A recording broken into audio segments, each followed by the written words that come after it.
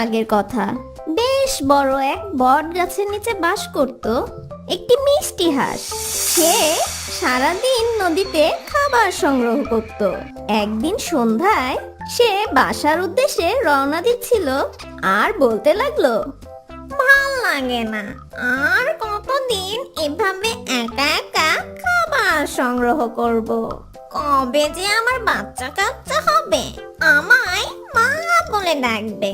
ওদের সাথে অনেক মজা করব, ওদেরকে সাথে নিয়ে অনেক খেলা করব, আর এখানে ওখানে ঘুরতে যাব। এ কথা বলতে বলতে সেই মিষ্টি হাঁস তার বাসার কাছে আসে।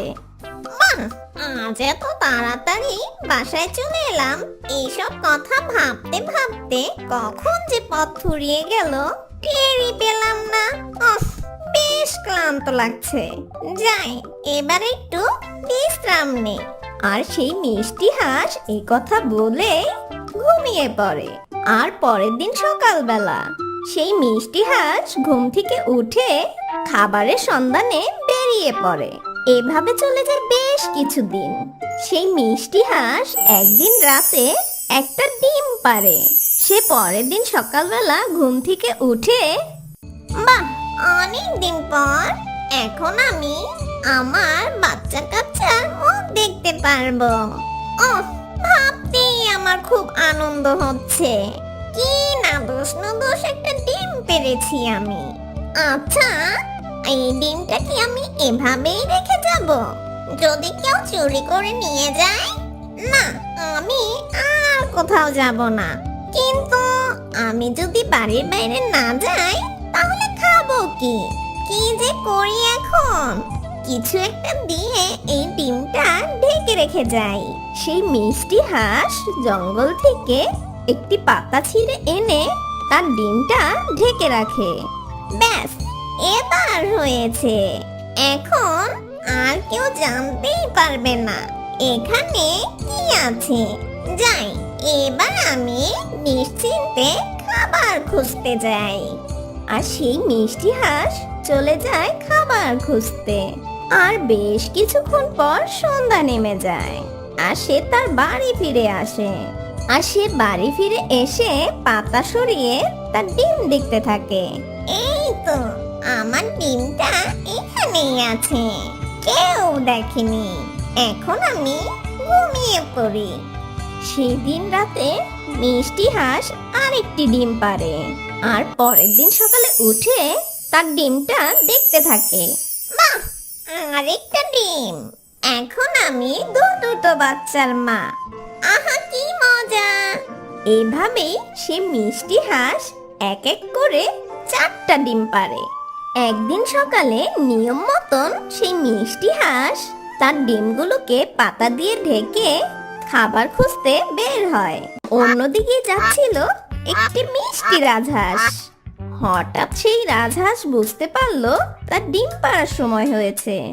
তখন সে আশেপাশে খুঁজতে লাগলো ডিম পাড়ার মতন কোনো জায়গা আছে কিনা। একটু দূরে বটগাছের নিচে সে দেখতে পেল ছোট্ট একটা বাসার মতন। ওই দূরে মনে হচ্ছে একটি বাসা আছে, যাই গিয়ে দেখি। একথা বলেই সেই রাজহাঁস ওই বাড়ির দিকে যায়। আর একটু এগোতেই সে দেখতে পায় একটা পাতিহাঁসের বাসা। আর সে বলতে লাগলো, সত্যি তো, এটা একটি পাতিহাঁসের বাসা, কিন্তু সে পাতা দিয়ে কি ঢেকে রেখেছে দেখি তো একটু। ও মা, এ তো দেখি ডিম। ঠিক আছে, তাহলে আমি এখানে ডিম পারি। যে কথা সেই কাজ। রাজহাঁস সেখানে বসে ডিম পাড়ে। তার ডিম পাড়া শেষ হলে আবার পাতা দিয়ে সেই ডিমগুলো ঢেকে রেখে যায়। তারপর সে সেখান থেকে চলে যায়। অন্যদিকে সেই মিষ্টি হাঁস খাবার খুঁজতে খুঁজতে অনেক দূরে চলে যায়। এই যা, আজ এত দূর চলে এলাম, বাসায় ফিরতে ফিরতে তো অনেক রাত হয়ে যাবে। না, অনেক খোঁজাখুঁজি হয়েছে, আর না, এবার বাসার দিকে রওনা দিতে হবে। সেই মিষ্টি হাঁস বাসায় ফিরতে ফিরতে অনেক রাত হয়ে যায়। অন্ধকার হওয়াতে পাতাগুলো সরিয়ে তার ডিমগুলো দেখতে পায় না, কিন্তু তার ডিম যে সেখানে আছে সে এটা বুঝতে পারে। ওই রাতে সে আরেকটা ডিম পারে। পরের দিন সকালবেলা সে ঘুম থেকে উঠে আরে ডিম তো 5টা হওয়ার কথা, এখানে দেখছি 6টা ডিম, তাও আবার একটা ডিম অনেক বড়। এই বড় ডিমটা তো আগে দেখিনি, তাহলে কি রাতে এই ডিমটাই পেরেছি? রাতে এই ডিমটা সহ 5টা ডিম হওয়ার কথা, তাহলে 6টা ডিম হলো কি করে? নাকি আমার হিসাব করতে ভুল হয়ে গেছে? তাও অবশ্য হতেই পারে, আমি হয়তোবা ভুল করেছি, না হলে আমার বাসায় ডিম পাড়তে আসবে কে? থাক, যাই হোক, এই ডিমগুলোকে এখন আমি তা দেই। আর সেই মিষ্টি হাঁস ডিমগুলোকে তা দিতে থাকে। তারপর বেশ কিছুদিন পর সে ডিমগুলোকে তা দেওয়ার পর সবগুলো ডিম থেকে ছানা ফুটে বের হয়, শুধু ওই বড় ডিমটা ছাড়া। কি ব্যাপার, সব ডিমগুলো ফুটে তো ছানা বের হলো, এই বড় ডিমটা থেকে ছানা বের হচ্ছে না কেন? ও, বুঝেছি, এটা বড় ডিম, এজন্য এটাকে বেশি তা দিতে হবে। সেই মিষ্টি হাঁস বড় ডিমটাকে তা দিতে থাকে। বেশ কিছুদিন পর সেই বড় ডিমটা ফুটে একটি মিষ্টি বাচ্চা বের হয়। সেই বাচ্চাটিকে দেখে মিষ্টি হাঁস বেশ চিন্তায় পড়ে যায়। তার বাচ্চাদের থেকে বড় ছিল সেই বাচ্চাটি। তার সব ছানা ছোট ছোট আর দেখতে ভারী মিষ্টি। সেই তুলনায় এই ছানাটা দেখতে বেশ কুৎসিত। আর সেই বাচ্চাগুলো আস্তে আস্তে বড় হতে থাকে, আর সেই বড় ছানাটাও বড় হয়। একদিন সেই মিষ্টি হাঁস চিন্তা করতে লাগলো, এই বাচ্চাটাকে মোটেও আমাদের মতন লাগে না, আমাদের সাথে কোনোভাবেই মিলে না, একে আমাদের সাথে নেওয়া যাবে না। এই বাচ্চারা, তোমরা সবাই এদিকে এসো। ছানারা সবাই তার মার কাছে চলে যায়। আজ থেকে বড় ছানা বাসায় থাকবে, আমরা ওর জন্য খাবার নিয়ে আসব, ও আর আমাদের সাথে যাবে না। ঠিক বলেছ মা, এই কথাটা আমরা তোমাকে বলতেই চেয়েছিলাম, কিন্তু আমরা বলতে পারিনি তোমার ভয়ে।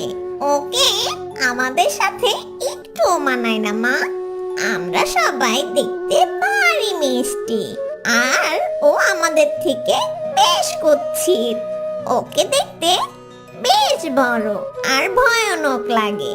আচ্ছা আচ্ছা বাচ্চারা, চলো আজকে তোমাদের নতুন জায়গায় নিয়ে যাব।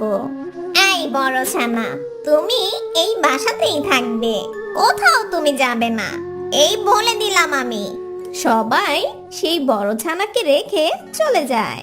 সেই বড় ছানা খুব কষ্ট পায় আর সে কান্না করতে লাগলো। আমি দেখতে বড় আর উদ্ভট, এটাই কি আমার দোষ? সবাই কেন আমাকে এত ঘৃণা করে? আমাকে সবাই একা রেখে কেন চলে গেল? আমি যে বেশ ভয় পাই একা থাকতে। আর সেই মিষ্টি হাঁস তার বাচ্চাদের নিয়ে অনেক দূরে যায়, আর সেখানে সবাই খেলতে থাকে। দেখেছ সবাই, আজকে কি সুন্দর লাগছে এই পরিবেশটা। ওই কুচ্ছিত ছানাটা আমাদের মাঝে নেই বলে আমরা খুব মজা করতে পারছি। ও থাকলে আমি খুব ভয় পাই, ওকে দেখতে খুব ভয়ানক লাগে। মা মা, তুমি আমাদেরকে ওদিকে নিয়ে যাবে?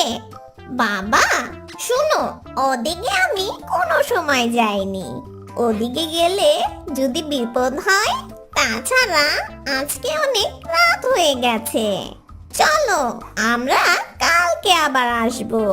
ঠিক আছে বাচ্চারা? আচ্ছা মা, তাহলে আমরা কালকেই আসবো মা। মা মা, কিন্তু কালকে ওই কুচ্ছিত বিশ্রী বাচ্চাটাকে নিয়ে আসবে না মা? ঠিক আছে, চলো বাচ্চারা। আর সেই মিষ্টি হাঁস আর তার বাচ্চারা বাসায় চলে আসে। আর তারা বাসায় এসে দেখে সেই বড় বাচ্চাটি কান্না করছে। ওরে বাবা, তুমি খুব কষ্ট পেয়েছো না? আহারে, তোমার কত কষ্ট। মা, মা, আমার খুব ক্ষুধা পেয়েছে মা। এই যা, আমি তো ভুলেই গেছি। এই বাচ্চারা, তোমরা কেউ আমাকে মনে করে দিলে না কেন? এখন ওকে আমি কি খেতে দিব? আর এই পুরো রাতটা ওকে না খেয়ে থাকবে? মা, মা, একটা রাত কেউ না খেয়ে থাকলে মারা যাবে না। কাল সকালে আমরা ওর জন্য খাবার নিয়ে আসব। সেদিন খাবার না খেয়ে সেই বড় ছানাটি ঘুমিয়ে পড়ে। পরের দিন সকালবেলা সেই মিষ্টি হাঁস আর তার বাচ্চারা চলে যায় খাবার খুঁজতে। আর সেই বড় ছানাটি খিদের জ্বালা আর খুব অভিমান করে বাসা থেকে বেরিয়ে যায়। প্রবাহমান নদী বেয়ে চলতে চলতে অন্য একটা হাঁসের কাছে গিয়ে খাবার চায়। তারাও তাকে দূর দূর করে তাড়িয়ে দেয়। তারপর খিদের জ্বালায় বাধ্য হয়ে নিজের খাবার সে নিজে খুঁজে নেয়। এভাবে কেটে যায় তার দিন। আর দেখতে দেখতে সেই হাঁসের বাচ্চাটা অনেক বড় হয়ে যায়। হঠাৎ একদিন তার মায়ের কথা খুব মনে পড়ে। অনেক দিন হয়ে গেল মাকে দেখি না। আমার ভাই বোনদের সাথেও দেখা হয় না। যাই গিয়ে একটিবার তাদেরকে দেখে আসি। এখন আমি অনেক বড় হয়েছি। আমি দেখতে আর কুৎসিত নেই। তারা নিশ্চয় আমাকে দেখে আর ভয় পাবে না। আর আমাকে মা বকাবকিও করবে না। আর আমাকে বিশ্রী বলে বাড়ি থেকে তাড়িয়েও দিবে না। আর সেই বড় ছানাটি তার মায়ের খোঁজে বেরিয়ে পড়ে। পথ চলতে চলতে বেশ কিছুক্ষণ পর তার মায়ের বাসায় এসে পৌঁছায়। আর অন্যদিকে সেই মিষ্টি রাজহাঁস যে পাতিহাঁসের বাসায় ডিম পেড়েছিল, সে তার ছানাকে খুঁজতে সেই পাতিহাঁসের বাসায় পৌঁছায়। রাজহাঁসকে দেখে সেই মিষ্টি হাঁস বলে, আরে রাজহাঁস বোন, আপনি আমার বাসায়? এলাম, খুব জরুরি প্রয়োজনে আসতে হলো তোমার কাছে। মা, মা, দেখেছো এই কুচ্ছিত ছানাটা আবার আমাদের বাসায় এসেছে। আমরা তো ভেবেছি ও মারা গেছে। এই, ওর কি লজ্জা বলতে কিছু নেই? তোমাকে এত করে অপমান করেছি, আর রাতের পর রাত তোমাকে না খাইয়ে রেখেছি। তারপরও তুমি বেহায়ার মতন আমাদের বাসায় এসেছো। কি তোমরা ওর উপর এত অত্যাচার করেছো?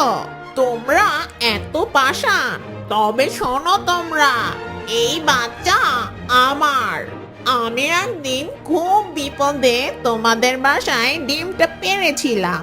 সেই ডিম থেকে আমার এই ছোট্ট সুন্দর বাচ্চাটা বের হয়েছে।